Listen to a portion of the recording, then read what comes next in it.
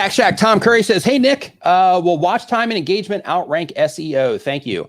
So watch time and engagement is how you win at SEO. So it's not that it outranks SEO, but basically if you want your videos to rank in search, you have to get watch time. You have to get clicked, watch time and engagement, right? And watch time is actually considered engagement too. So you have to get clicks and you have to get the engagement. So the same exact thing goes. If your videos are getting clicked and they're getting engagement on search, then YouTube is gonna notice that, and they're gonna notice that people are responding positively to these videos, and then they'll start, they'll sample those videos on home pages and next to other videos on the platform.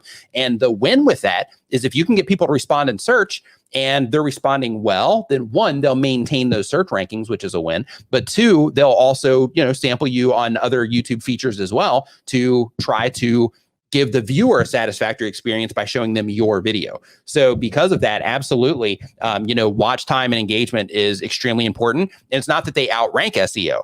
Like you can have a video. Let's talk about that for a second. This is a really good question. So if you are trying to rank a video in search, you can have your keyword title, or you can have your keyword in the title. You can have, your keywords in the description and all the different ways. You can have like supporting tags. You can even have backlinks coming into your video, right, from elsewhere on the web. However, if people still don't respond to that video, if they're still not clicking on it because your thumbnail and or your title sucks, or it's just not compelling enough, or there's just not a high interest in that video. Like, let's say, for example, you make a video on, like how to get Nick Nimmin to drink more water in a live stream, right?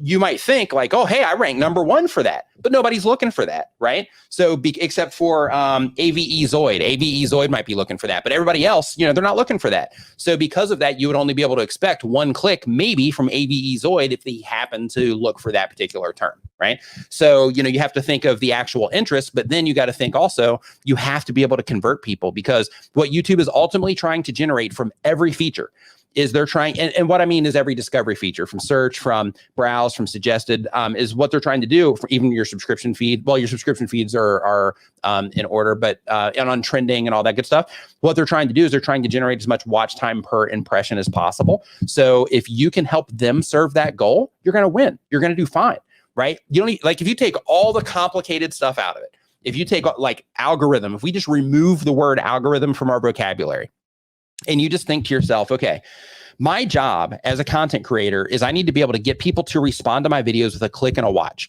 and further engagement. And the reason for that is because if I can do that, if I can accomplish that goal of getting people to watch my videos for a longer period of time and click on those videos in the first place, then in that situation, I'm going to be giving YouTube what it is that they want. And they want that because they want their viewers to have a good experience on the platform. So they'll keep coming back to the platform so they can keep serving ads to them, right? And just so they can have a great experience, just keep them coming back for everything. So when YouTube does an awareness campaign about something, that it has viewers to put that awareness campaign in front of, right? So when you think of how can I help YouTube serve their goal of giving viewers the content that they are the most interested in or the most likely to watch, or content that they really enjoy, and you think, how can I do that, right? Instead of thinking like, how can I get more? How can I get more? How can I get more? How can I get more? If you start thinking, how can I make just an awesome experience for somebody that's just like randomly clicking on videos? How can I make my thumbnail and title resonate with somebody in terms of them seeing it and thinking like, oh yeah, I got to click this? Or how can I use my thumbnail and title together to let somebody, a particular type of viewer that I'm trying to reach, how can I use those two together to have somebody identify that my video is for them, right? Is my video for moms, right? Is my video for crafters? Is my video for people making quilts? Is my video for, people who love tech? Is my video for MacBook users? Is my video for YouTubers? Just like you see in my titles and my thumbnails all the time, like it's rare that I have them, but it's rare that I'll put out a video that doesn't have YouTuber either in the title or the thumbnail. And the reason for that, like I mention all the time, is that if I have YouTuber in the title and or thumbnail, my video is for you, right? That whatever is behind that thumbnail and title, even if you've never seen my content before, that it's for you, right? That, hey, this has something to do with what it is with something that I'm doing. So because of that, I might click on this because it seems like it's something interesting and see what's going on here with this particular Nick guy, right?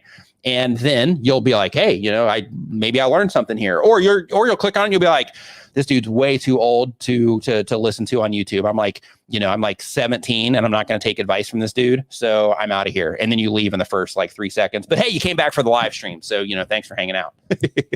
I just made all of that complete scenario up right there. But anyway, you get the idea though. Like what I'm saying is that, by targeting you and letting you know as a YouTuber that my video is for you, then in that situation, it's a good fit. And you have to think of how you can do that. So you got to let people know the video is for them, or at least make it intriguing enough. If you're making content that has more of a broad reach, then you got to make it intriguing enough for people to just want to click on it anyway when it happens to them on YouTube, and it just gets presented to them somewhere on the platform. For tools and resources to help you with your YouTube channel, make sure you check the links in the description of this video. And to have your question answered live, join us Saturday at 9 a.m. Eastern.